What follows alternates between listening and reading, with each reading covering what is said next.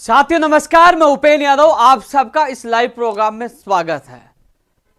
साथियों, विभिन्न मुद्दों को लेकर कल रात को मैंने एक ट्वीट किया था कि भर्ती परीक्षाओं में पेपर लीक, नकल, भ्रष्टाचार कैसे रोका जा सकता है, सरकार को क्या करना चाहिए, हमें क्या करना चाहिए, और लंबित और नई भर्तियों सहित तमाम मुद्दों को लेकर आज लाइव के लिए मैंने रात को ट्वीट किया था, फेसबुक पर डाला था और अन्य कई मुद्दों को लेकर इस लाइव में चर्चा करूंगा। लेकिन सबसे पहले मैं उन प्रदेश की जनता को, युवा को, मीडिया को, तमाम लोगों को धन्यवाद देना चाहूंगा कि जो दैनिक भास्कर के जो समूह है दैनिक भास्कर का, जिन्होंने सर्वे करवाया था, जिसपे सेकंड नंबर पर लाने का काम आप लोगों ने किया। आप लोगों को बहुत बहुत धन्यवाद। और उन लोगों के मुंह पे करारा तमाचा मारा है जिन लोगों ने आईटी सेल के माध्यम से हमारे संघर्ष को और मुझे बदनाम करने की कोशिश की थी। यह प्रदेश के युवाओं का करारा तमाचा उनके गाल पे था, क्योंकि हर युवा ने बता दिया कि उपेंद्र यादव के साथ है। साथियों, पूर्व उप मुख्यमंत्री, सांसद, विधायक, पीसीसी चीफ सचिन पायलट जी, उनके 41% वोट आए हैं और माननीय है, सामान्य है। और सेकंड मेरे 38% वोट है, क्योंकि मैं एक किसान का बेटा हूं, सामान्य व्यक्ति, युवाओं के बीच में रहता हूं, युवाओं के लिए लड़ता हूं। तो ये मेरे लिए बड़े सम्मानीय बात है। तमाम जिन्होंने वोट दिया, समर्थन दिया, मैं उनको बहुत बहुत धन्यवाद देना चाहूंगा। और आप लोगों को विश्वास दिलाना चाहूंगा कि सब लोग चुप जाएंगे, लेकिन मैं लगातार यूं ही युवाओं के लिए लड़ता रहूंगा। पिछले 10 साल से मैं संघर्ष कर रहा हूं, क्योंकि फरवरी मार्च के करीब 10 साल हो जाएंगे। पहले मैं 9 साल बोलता था, लेकिन मेरे दोस्त ने बताया कि अब फरवरी मार्च आएंगे तो 10 साल हो जाएंगे। पिछले 10 साल से आप लोगों के लिए जी जान लगाकर मेहनत की और संघर्ष किया, लाठियां खाई, जेल गया, अनशन गया है, बहुत कुछ किया। करीब 2 लाख लोगों को सरकारी जॉब मिली है। लेकिन साथियों, मुझे खुशी इस बात की हुई कि जो लोग लगातार अपने आंखों के माध्यम से, राजनीतिक षड्यंत्र के माध्यम से मुझे बदनाम करने की कोशिश की, जो मेरे प्रदेश के युवाओं ने जवाब दिया। सैल्यूट ऐसे युवाओं को जो मेरे इस संकट में साथ खड़े रहे और मुझे, मेरे संघर्ष को, और जो लगातार 10 साल का जो खून पसीने का जो संघर्ष है उसको स्थापित करने में आप लोगों ने अहम भूमिका निभाई। और मैं धन्यवाद देना चाहूंगा दैनिक भास्कर के जो एडिटर चीफ, चाहे पंत साहब, लक्ष्मीकांत पंत साहब जी, मुकेश माथुर जी और उनकी पूरी टीम को, जिन्होंने जो 61 सदस्यों का, एक और बाद में जोड़ा गया था, 60 पहले थे, जो चयन किया, जिसमें आईएएस, आईपीएस, जिनको स्पोर्ट्स में पुरस्कार मिले थे, अवार्ड मिले थे, बिजनेसमैन और एमएलए, मंत्री, सांसद, सबको चुना। एक किसान के बेटे को चुना, जो मैं भी उसमें शामिल था। और मोहर लगाकर सभी राजनीतिक पार्टियों के सामने युवाओं ने साबित कर दिया कि उपेंद्र यादव कमजोर नहीं, प्रदेश के करोड़ों युवा उनके साथ हैं। तो साथियों, एक बड़ा मैसेज राजनीतिक पार्टियों में सब में गया। मैं विश्वास दिलाता हूं आपके लिए, मैं खरा उतरूंगा। बार बार फोन करके परेशान करूं, पता मैं लाइव हूं, उसके बावजूद फोन आ रहा, कोई दिक्कत नहीं, उनकी समस्या होगी कोई ना कोई। तो साथियों, आपके विश्वास पे खरा उतरने की कोशिश करूंगा। लेकिन साथियों, एक चीज और मैं कह रहा था, देखो, कोई भी बेहतरीन कार्य अभी भी कर सकता है, क्योंकि युवा के नाम पर राजनीति कोई भी कर सकता है। आज लोगों ने मुझे इसलिए चुना कि आज उनके लिए दिन रात मेहनत 10 साल से मैं कर रहा हूं, और मुझसे बेहतरीन कार्य करने वाले जो सवाल उठाते हैं, क्योंकि लगातार प्रदेश की मीडिया, देश की मीडिया ने मेरा संघर्ष में साथ दिया, मैं उनको सैल्यूट करता हूं, सम्मान करता हूं। लेकिन कुछ ऐसे भी जो केवल खुद के साथ साथ मीडिया जगत को बदनाम करने के लिए कुछ चुनिंदे लोग हैं, जो पता नहीं किस कारण में, किसके बहकाव में जो उल्टे कमेंट कर रहे हैं, उनको मैं ये कहना चाहूंगा, इस्तीफा दे दीजिए। आइए, शहीद स्मारक है और लखनऊ भी है, तो मैं कहना चाहूंगा जिसको अच्छा करना है, मैं कहूंगा, मैं सैल्यूट करूंगा, आइए संघर्ष वो करे, खाली मैदान पर है और करके दिखाए, मुझसे बेहतरीन करके दिखाए। आपको भी मुझसे ज्यादा समर्थन ये युवा देंगे, आंखों पर बिठाएंगे, सम्मान देंगे। लेकिन कम से कम सोशल मीडिया पे कमेंट करने, भ्रमित करने के बजाय आप धरातल पे आके संघर्ष करिए, साथ दीजिए। मैं खुद कह रहा हूं, मैं खुद सैल्यूट करूंगा, लेकिन हम साथ देना नहीं चाहते।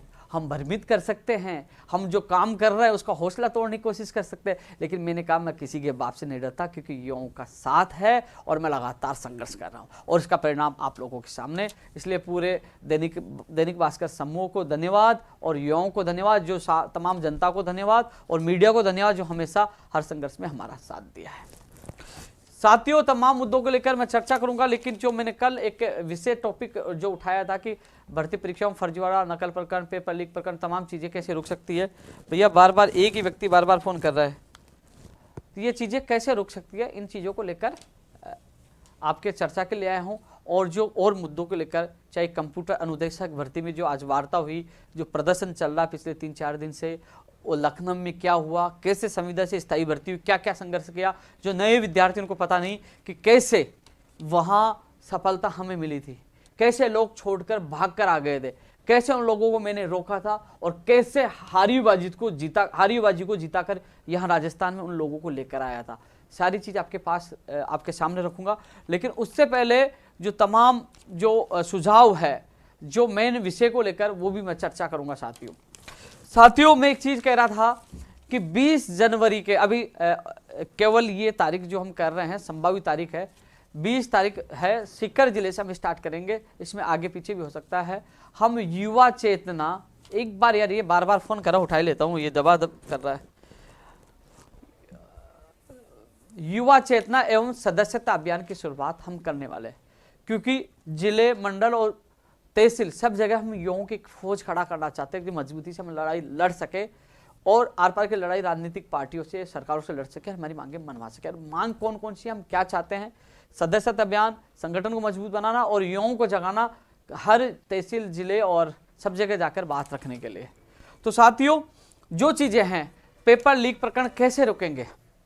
साथियों, रीट 2021 को जो पद बढ़ाने की मांग को लेकर धरना दे रहे हैं, उनके आज प्रतिनिधिमंडल को, आज फिर मैं सीएमओ लेके बात रखी, जितनी मदद मुझसे हो रही है मैं कर रहा हूँ। मैंने पहले दिन से मना कर दिया था, ना आंदोलन में बैठूंगा ना जाऊंगा, जितनी मदद होगी मैं कर रहा हूँ। अब इसका निर्णय मुख्यमंत्री जी करना, सरकार करना, जितनी मदद मैं कर रहा हूँ। इसके अलावा जो टेक्निकल पर हो, जो तमाम भर्तियों को लेकर, प्रयोगशाला सहायक भर्ती, तमाम भर्तियों को लेकर मैं इस लाइव में चर्चा करूंगा।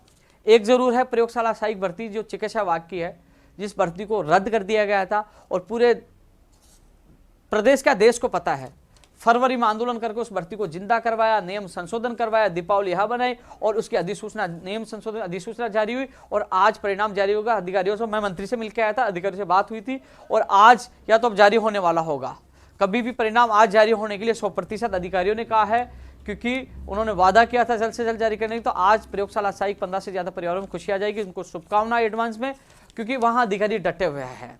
यदि कोई टेक्निकल प्रॉब्लम आ गई तो कल हो जाए, लेकिन मुझे लगता है कि जो मुझे विश्वास दिया था अधिकारियों ने आज के लिए, तो इसके बाद मैंने ट्वीट किया था, हमारे भी काफी साथी रुके हुए हैं, तो आज उनको खुशियां मिल जाएगी, जो संघर्ष का जो इंतजार वो खत्म हो जाएगा। कोरोना योद्धा थे जिन्होंने प्रदेश को बचाने का काम किया था। ये सबसे बड़ी जो मांग थी, ऐतिहासिक मांग थी, भर्ती रद्द को जिंदा करवा कर, और सबके सामने एक बड़ा नजीर पेश किया है। लोग कहते हैं ना, लखनऊ के संघर्ष से क्या हुआ, अब धीरे धीरे देख लीजिए, या आपके सामने एक बड़ा उदाहरण पेश हो रहा है। और वही दूसरी, इसी महीने में, क्योंकि आज मुख्यमंत्री जी के स्पेशल सेक्रेटरी से मैं सीएमओ मिला था, वो पंचायत राज एलडीसी भर्ती जो 9 साल से इंतजार कर रहे थे, उनकी सूची और कैलेंडर जारी करवाने का, जो नियुक्ति प्रक्रिया कैलेंडर भी इसी महीने के लिए आश्वासन दिया, इसी महीने में वो भी करवाएंगे। धीरे धीरे जो जटिल काम है हम करवाते जा रहे, एक बड़ा उदाहरण पेश करें। क्योंकि साथियों, एक चीज और बता दूं आपके सामने कि कई चीजें होती है, जैसे नर्सिंग भर्ती 2013 है, जैसे ये रीट, एसआई की, सीबीआई की मांग वाले। साथियों, जहां सेनापति को सेना का साथ नहीं मिल पाता है, तो सेनापति क्या करे, फिर कहते हैं हम आए थे भैया 300 का वादा करके 15 लोग आओगे, और फिर मैं आपको पूछता हूं भैया आप क्या करना चाहिए, आपने कहा कि हमें मिलना चाहिए। जो भी अंतिम स्टेज पे भी आप लोगों से पूछ कर निर्णय ले, आप सहयोग नहीं कर पाते हो, तो फिर अकेला मैं क्या कर पाऊँ। लेकिन फिर भी मैं बेहतरीन से बेहतरीन प्रयास करता हूँ। नर्सिंग भर्ती 2013 के लिए कुलदीप प्राका जी से मीटिंग करवाई, आरती मैडम से मिला, मुख्यमंत्री जी के सामने बात हो गई। जितनी कोशिश होगी मैंने कोशिश की है, हर भर्ती के लिए कोशिश करता हूँ, और कई भर्तियों में लगातार जहाँ पेचीदगी गया उसमें समय लग रहा है, कई भर्तियों में अब आपके सामने न्याय मिल रहा है, और बेरोजगारों को खुशियां मिलने जा रही है, आप धीरे धीरे देख सकते हो। तो साथियों, जो भर्तियों के मुद्दों को लेकर, क्योंकि जब भर्तियों का नाम आ जाता है तो मैं अलग टॉपिक पे चला जाता हूं, लेकिन मैं पहले बात करना चाहूंगा, जो तमाम युवा साथी है, कि पेपर लीक को लेकर पूरे देश और प्रदेश में हाहाकार मचा रहता है कि पेपर लीक हो गया, पेपर लीक हो गया। तो इसको रोका कैसे जा सकता है, इस पर मैंने सरकार तक भी, उन तक भी ये सुझाव पहुंचाए हैं, और हम लोग जन चेतना और ये सदस्यता अभियान पूरे राजस्थान में यात्रा निकालकर सरकार पर, एक राजनीतिक पार्टियों पर, सरकार पर एक प्रेशर बनाएंगे कि युवाओं के भविष्य को सुरक्षित कैसे रखा जा सकता है, पेपर लीक प्रकरण और फर्जी डिग्रियां और जो नकलचियों को कैसे रोका जा सकता है। साथियों, एक चीज अधिकतर हमने देखा है कि जो पेपर लीक होता है वो स्कूलों से होता है, अधिकतर परीक्षा केंद्रों से होता है। जैसे एसआई का आया, बीकानेर से पाली आया, तो कई चीजें देखा है। ऐसे में क्या होता है कि जो स्टूडेंट है, स्टूडेंटों को 1 घंटे पहले बुलाया जाता है, तो उनको पहुंच स्टूडेंटों को जब सेंटर पे वो अंदर बैठ जाए परीक्षा केंद्र में, उसके बाद ही परीक्षा केंद्रों पर पेपर वितरण करवाए जाए। वहां 1 घंटे पहले पेपर देने से पहले लोग वहां से निकाल के बाहर भेज देते हैं, तो वो गड़बड़ियां होती है। 1-2 घंटे पहले वहां नहीं पूछे विद्यार्थियों को, परीक्षार्थियों को अंदर बैठने के बाद ही परीक्षा केंद्र पर पेपर वितरण करवाए जाए, उसकी वीडियोग्राफी हो, पूरे की जांच लाया जाए, तो उसके बाद ही करवाए जाए, जिससे कोई, क्योंकि मान लीजिए अंदर से कोई पेपर बाहर भेज भी देगा तो भाई पेपर लेने वाला कौन बचेगा? सब लोग तो अंदर बैठे हैं। ये एक खामी सरकार को दूर करनी होगी।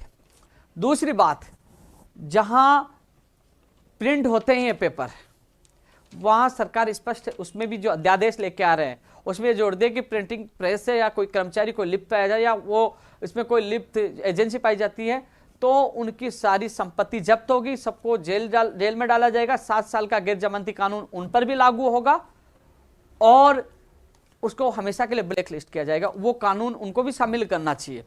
और जो कानून की जो घोषणा की थी उसका अध्यादेश अभी तक नहीं आया। दिव्यांग सर्टिफिकेट, फर्जी डिग्री, डिप्लोमा, ये नकल कर भी सबको शामिल करते हुए सरकार को जल्द से जल्द अध्यादेश लाना चाहिए और इसमें संपत्ति जब्त, जो दोषी पाया जाता है उसकी सारी संपत्ति जब्त करने का भी कानून इस सरकार को लाना चाहिए। इसके अलावा साथियों, सभी जिलों में स्थायी, एक बार सभी जिलों में पेपर लीक, फर्जीवाड़े या जब तमाम प्रकरणों में एक सेल का गठन कर दे, स्पेशल सेल का गठन कर। ऐसा नहीं हम क्या करते हैं कि एग्जाम के समय हेल्पलाइन नंबर देते हैं, बाद में बंद कर नहीं, एक स्थायी सेल का गठन सरकार कर दे, जो एग्जाम से 1 महीने पहले ही वो काम करना प्रोसेस में आ जाए, क्योंकि उसमें हेल्पलाइन नंबर जारी कर दे। कोई भी शिकायत कर सकता है कि साहब हमारे गांव में चर्चा चली थी पेपर को लेकर, साहब कोई भी व्यक्ति वहां फोन कर सकता है। किसी ने फोन किया, तुरंत उस नंबर को ट्रेस किया जाए, सर्विलांस पे डाला जाए और तमाम लोगों को ट्रेस करके एग्जाम से पहले उनको जेल में डाला जाए, तमाम गिरोह को, व्यक्तियों को। क्योंकि कई बार मेरे पास भी फोन आते, साहब हमने ये सूचना मिली, लेकिन हम लोग, हमारे पास वो टेक्नोलॉजी नहीं, हम कैसे पकड़ पाए। अगले व्यक्ति को मैं कहता हूं तो बोले यार मैं कहां जाऊंगा पुलिस के पास, मैं कहता हूं कलेक्टर के पास जाओ या एसओजी में जाओ, लेकिन जा नहीं पाते। लेकिन एक हेल्पलाइन नंबर होगा, एक सेल होगा, तो कोई भी व्यक्ति वहां कॉल करके वो शिकायत कर सकता है। वो पुलिस प्रशासन के एक स्पेशल सेल हर जिले में होना चाहिए, हर भर्ती परीक्षा में होना चाहिए, तो वो ट्रेस करे, सर्विलांस पे डाले उस गिरोह को, उस व्यक्ति को ट्रेस करके एग्जाम से पहले जेल में डाले। तो ये तमाम चीजों को हम करेंगे तो कहीं ना कहीं पेपर लीक, फर्जीवाड़े पर रोक लग सकती है। तो इसके लिए हम सरकार पर, हम सब लोग एक बड़ी ताकत के साथ, जब मैं पूरे राजस्थान में यात्रा करके सब इकट्ठे होकर सरकार पे दबाव बनाएंगे। एक बाहरी राज्य को कोटा समाप्त हो, क्योंकि कई बार ये मामला इसलिए दब जाता है कि हम लोग अपने स्वार्थ के लिए अलग अलग भर्तियों के लिए, कि मेरी पटवारी निकला, ये कंप्यूटर अनुदेशक, रीड, वो ये नहीं कहते कि साहब बाहरी राज्य को कोटा समाप्त करा दो, नहीं मेरी भर्ती निकलवा दीजिए। तो साथियों, ये बाहरी राज्य को कोटा समाप्त हो, राजस्थान के बेरोजगार को प्राथमिकता मिले, ये चीज भी राज्य सरकार को करना चाहिए।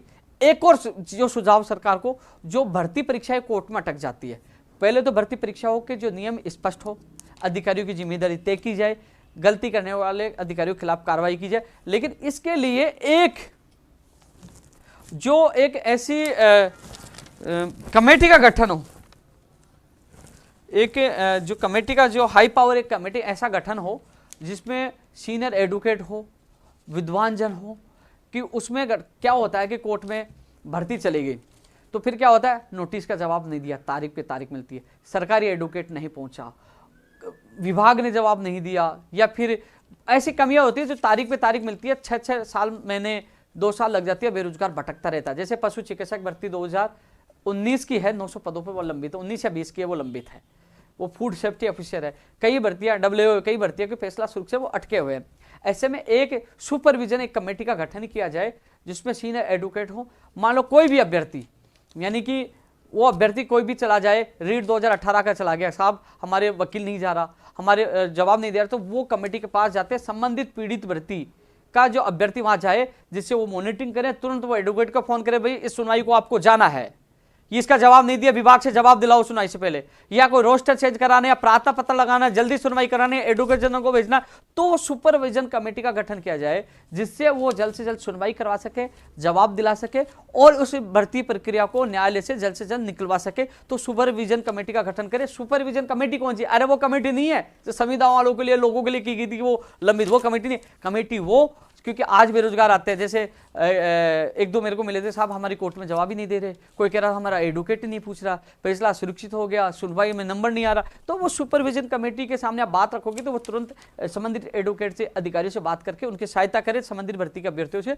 उनको राहत मिलाए, कोर्ट से जल्द से जल्द निकलवाने का काम करे। तो ये सुझाव सरकार के सामने मैं प्रमुख तौर पर रख रहा हूँ माननीय मुख्यमंत्री जी से, और इन सबसे मैं निवेदन करना चाहूंगा, इन सुझावों को लागू करेंगे तो कहने के बेरोजगारों को न्याय मिलेगा, भर्ती प्रक्रिया समय पर हो पाएगी, पारदर्शिता के साथ हो पाएगी, क्योंकि हम सबको पहल करनी होगी। इसके अलावा साथियों, वीडियोग्राफी के साथ साथ बायोमेट्रिक भी अनिवार्य किया जाए। जो सुझाव भर्तियों को लेकर मैं सरकार को दे रहा हूं, मांग कर रहा हूं, जो हम यात्रा निकाले, जन चेतना यात्रा जो निकाल रहे हैं, सदस्यता अभियान चला रहे, उनका उद्देश्य यही है। इसके अलावा जो परीक्षा केंद्र गृह जिले में ही दिया जाए, जब अपना सिस्टम मजबूत हो जाएगा, जब हम पेपर लीक नहीं होने देंगे, नकल नहीं होने देंगे, तो दूसरे जिलों में भेजने की क्या आवश्यकता है। इसलिए गृह जिले में ही परीक्षा केंद्र दिया जाए, हो सके तो सरकारी स्कूलों में ही दिया जाए, ज़्यादा से ज़्यादा सरकारी कर्मचारियों की ड्यूटी लगाई जाए। तो ये तमाम चीज़ें सरकार के सामने रख रहे हैं। साथ ही अच्छे सुझाव हैं और इसके लिए हम सब मिलकर लड़ाई लड़ेंगे। साथियों देखो, लंबी लंबी बातें करने वाले बहुत आ जाएंगे, भयभीत करने वाले बहुत आ जाएंगे, लेकिन आपके लिए कोई नहीं लड़ेगा, आपके लिए मैं लड़ रहा हूं। ये सारे सुझाव भविष्य के लिए, जो हो चुका, क्योंकि वो हो चुका ना, वो इसलिए नहीं बदलेगा कि सीबीआई जांच जब हजारों की संख्या में नहीं आप जुट जाते पहले तो आपको न्याय नहीं मिल जाता। अब जो हो चुका उसमें कुछ नहीं होने वाला, लेकिन भविष्य में किसी बेरोजगार के साथ गलत नहीं हो, इसके लिए मैं युवा चेतना यात्रा के साथ सदस्यता अभियान जगा रहा हूं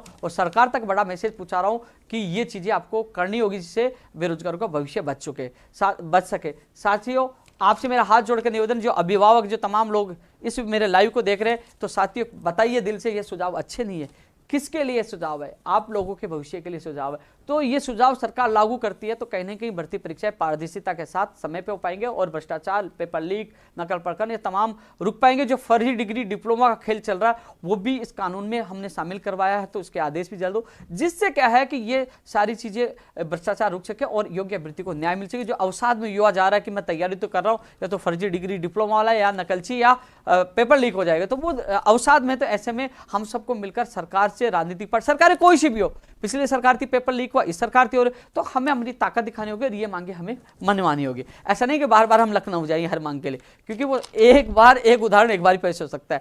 प्रयास हम कर रहे हैं, लेकिन साथियों इससे पहले संगठन को मजबूत बनाना होगा। तो युवा चेतना यात्रा के साथ जो सदस्यता अभियान, जो सरकार तक मैसेज जाए कि लाखों लोगों को ऑफलाइन ऑनलाइन हम जोड़ेंगे, और सरकार तक मैसेज जाएगा कि ये लाखों की संख्या कहीं ना कहीं इनकी बात नहीं मानी तो 2023 चुनाव में युवाओं का बड़ा रोल साबित हो, कहीं ना कहीं ये आक्रोशित रहेंगे, तो सरकारी कोई सी पार्टी को उनको नुकसान होगी। तो ऐसे साथियों हम लोगों को अपनी ताकत पहले मजबूत बनानी होगी, जिससे ये मांगे तमाम पूरी करवाए तो आप लोगों को न्याय मिल सके। तो साथियों इन चीज़ों के लिए जो युवा चेतना यात्रा के साथ सदस्यता अभियान 20 तारीख की संभावित डेट है, आगे हो सकती है, तो पूरी चीज़ें तैयार करके मैं सोशल मीडिया पर डाल दूंगा। तो इसकी शुरुआत हम कर रही है। कल मैंने योजना बनाई थी कि हम लोग, क्योंकि साथियों कई बार क्या होता है कि हम आंदोलन करके आए, लेकिन दोबारा आंदोलन के लिए वापस ताकत चाहिए, वापस भीड़ चाहिए, तो सारी चीज़ें एक तरीके से हम आंदोलन करेंगे, सरकार तक एक मैसेज पहुंचाएंगे जिससे हमारी मांगे पूरी हो सके। साथियों इसके अलावा जो इंटरव्यू, या तो 5 या 10 जो भर्ती परीक्षा में इंटरव्यू होता है, जो घूस कांड प्रकरण सामने आते हैं, आरपीएससी के सवाल उठे, अभी तक वो सदस्य नहीं पकड़ा गया, अभी तक उसका घूस कांड का सबका आरपीएससी सदस्य कौन था वो अभी तक उनका खुलासा नहीं हुआ। लेकिन इंटरव्यू प्रथा को या तो बिल्कुल खत्म कर दो, खत्म नहीं कर पाओ तो 5 या 10 नंबर का रखा जाए, ये भी बड़ी मांग है। तो साथियों ये भी इस एजेंडे में शामिल है, इंटरव्यू प्रथा समाप्त की जाए या 5 या 10 नंबर का रखा जाए, जिससे भ्रष्टाचार को बोलबाला न बढ़े और योग्य अभ्यर्थी को न्याय मिल सके। भर्ती परीक्षाओं का कैलेंडर जारी किया जाए, विज्ञप्ति के साथ सिलेबस जारी किया जाए, कब विज्ञप्ति जारी होगी, कब परीक्षा होगी, कब परिणाम आएगा, कब ज्वाइनिंग होगी, इसका कैलेंडर जारी हो। और रही बात भर्तियों में, कम से कम सिलेबस के अनुसार समय दिया जाए, जल्दबाजी नहीं की जाए। जैसे फर्स्ट ग्रेड की निकाली जाती है तो कम से कम 5-6 महीने उसमें दिए जाए, तो भर्ती परीक्षाओं की तिथियों का टकराव नहीं हो, इन सब का ध्यान रखा जाए। तो ये भर्ती परीक्षाओं का कैलेंडर भी जारी हो। ये तमाम ये युवा चेतना यात्रा और जो हम एक अभियान चला रहे थे, इसका एजेंडा है, इसके लिए हम सब मिलकर संघर्ष करेंगे।